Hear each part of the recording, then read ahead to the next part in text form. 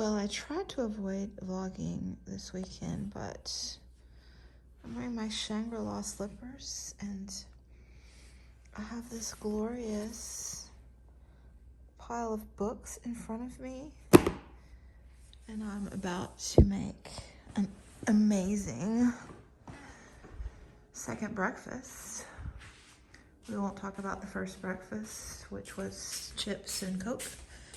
And I think I'm gonna dive into my Chinese New Year gift box. Why is this not focusing? There we go. So yeah,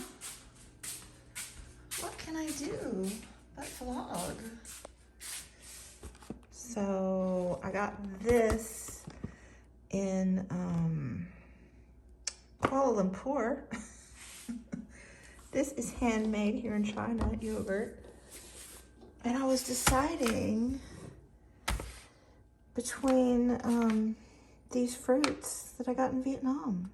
Life is good, to be honest. I'm not sure how appetizing that looks, but I'm gonna eat it because I love dragon fruit. Anyway, we've gone with, I went with caramel almond because, dang it, the granola chocolate has malt extract in it, which is not gluten-free. Even though it says no wheat, sneaky.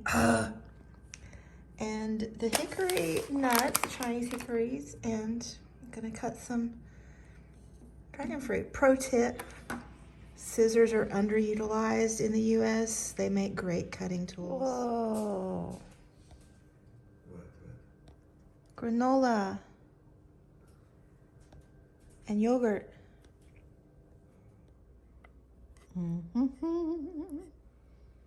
That's pretty good. Okay, that was tasty. And while we're here, let's go through the Chinese New Year box. Happy New Year. So they send everybody at school one of these. So, you know, Brent and I got two because we're two people, as a gift for Chinese New Year every year. So the Chinese hickory kernels were tasty and I can eat them. Keeper. Brent will use the chocolate, perhaps. These I probably will like. I'm gonna taste them. The sugar gummies. And I was pretty excited about these because it's like cheese puffs. But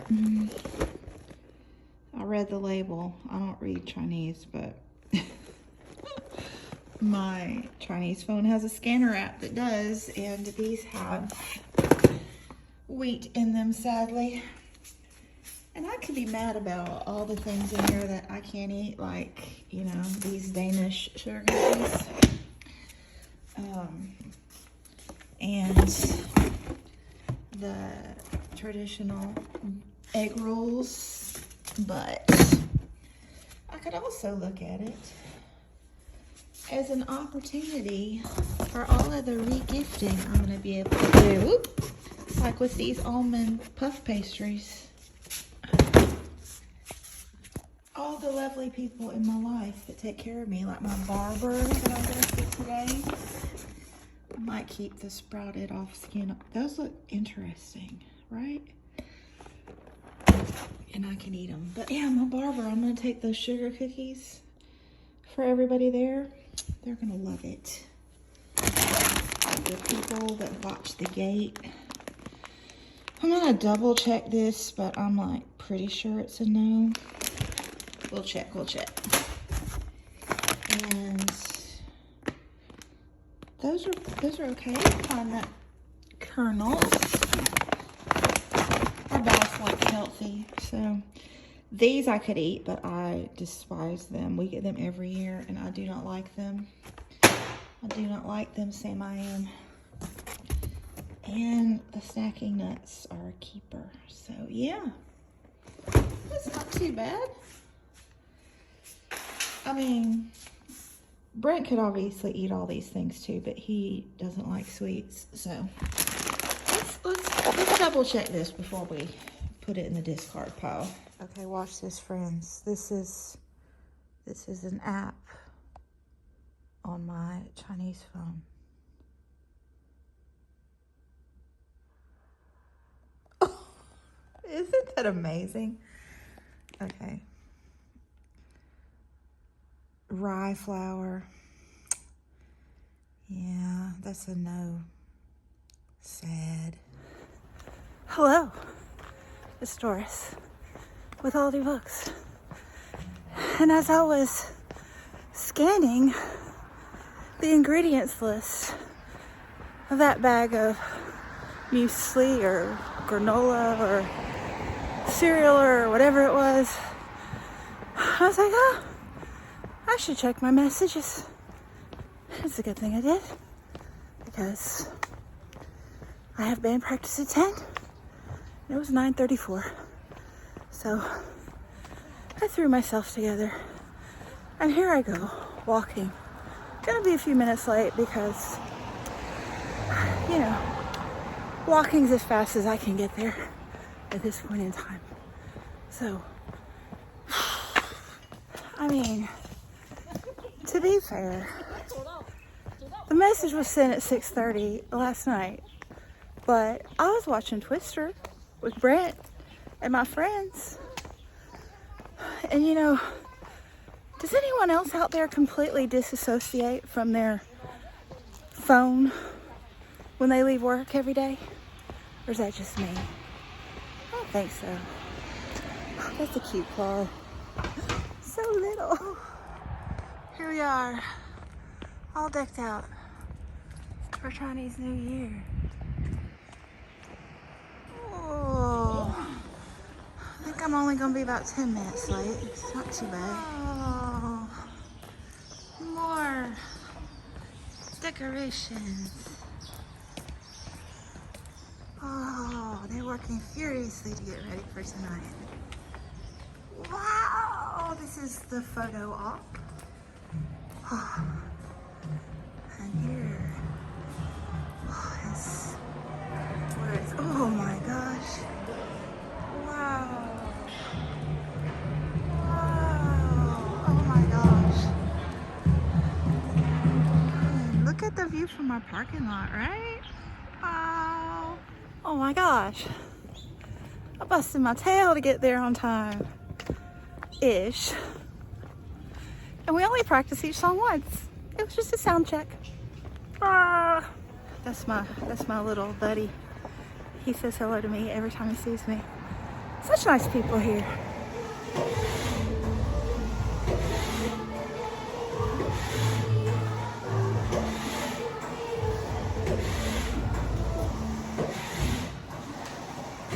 Oh, got a dog fight. Oh, it's a beautiful day in the neighborhood. It's exciting. A new restaurant. That's another new shop to check out. Okay, go in my happy place to get a haircut. And I come bearing gifts. God, I want what he's having. I got my haircut. I'm ready for the party. Well, not quite. I gotta get dressed soon-ish. But I want to check in. I started all 3 of my new books today, because why not? So, this one was calling to me for some strange reason. Like, I just randomly grabbed this in the library because I saw it. And it said, take me home. So, The Cartoon Introduction to Economics, Volume 2, Macroeconomics, by Grady Klein and Yoram Bauman, PhD. And it's interesting. I'm learning about the invisible hand and that money is neutral. Like, I think I finally understand the whole what do you call those? Cyber money? I don't even know. You know what I'm talking about, though. But it's basically because no money really has intrinsic value, so that's why. Anyway, it's kind of cool. I think I'm liking it, so stay tuned. But before I started that one this morning, I started Goodnight Stories for Rebel Girls by Elna Favilli and Francesca Cavallo, and this is fabulous. So I didn't realize that this was a crowdfunding source book to support these artists in this endeavor. And so every page is not only a different woman, obviously, with great representation and diversity around the world and through the ages as well, but they're all illustrated by a different artist. So I read all of these this morning and very much am enjoying it. So I wanted to, I don't think I'll take the time to read any of it right now, but I wanted to show you the introduction in case you want to pause and read that, because if you're a woman, it is just so inspiring. And I'm sensing a theme with my reading of late, because I just read the introduction to The Missing Thread, A Woman's History of the Ancient World by Daisy Dunn. And along with the four women, four sisters, whatever it was, during Shakespeare's time, this is another book that is seeking to highlight all of the women that are just shadows in history, because women weren't written about. And so this one, I think, is dealing with like the 3,000 years leading up to the fall of the Roman Empire. And I think it's going to be fabulous. But again, stay tuned. So yeah, I think I'm just going to read, excuse me, a little more maybe. And then I got to get dressed for the big party. Wow, here's my gorgeous dress. So exciting. It's hand embroidered. Oh my gosh.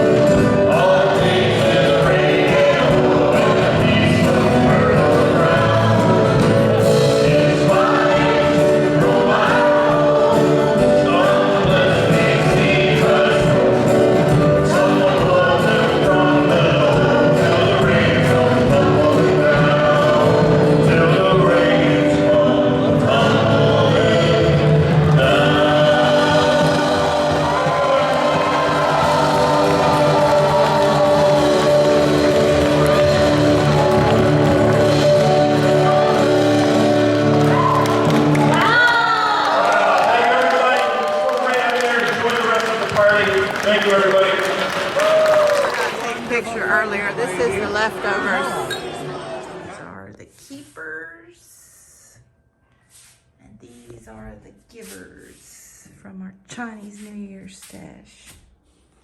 I gotta taste test these. Oh, I can already tell that's a keeper. Oh yeah.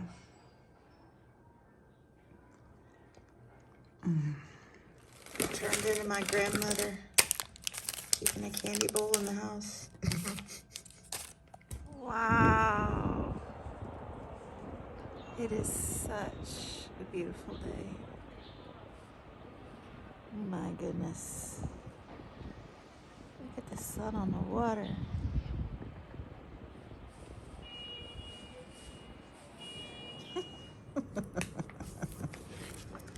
It's funny. Well, laying in the sun was fun, but now I gotta get ready for my party, including defrosting the fancy bread. Can't eat any of it, but my guests will love it. Journey to the West must be finally put back in the box to prepare for the next one. I'm putting together the octopuses from New York City. I want to show you this cool trick I learned from Heidi when I'm putting it away, since I'm going to give this to the high school. I separated it into 3 bags so they could just do one at a time. Make it easier for the kids. Cool idea. Wow. Wow. Whoa. Here it comes. Whoa, hard work. Oh, Here's the leftovers again. Hey, so I gotta be quick because I got a lot of work to do. It's Tuesday and I meant to film this yesterday, but I had a lot of work yesterday too. But I did finish a book over the weekend despite all my partying. Oh my goodness. We had friends over Friday night to watch Twister, like the old school one. It was so fun. My little coworker has had to take over World Geography, which climate is part of that course, and I was telling her about Twister. So we watched it. Anyway, what was I talking about? Oh, and then Saturday, Chinese New Year party at school. Big fun and big deal. And then people practice for weeks, months even, for those performances. Like all the performances are faculty and staff from my school. A few students, but not many. It's mostly staff and some faculty.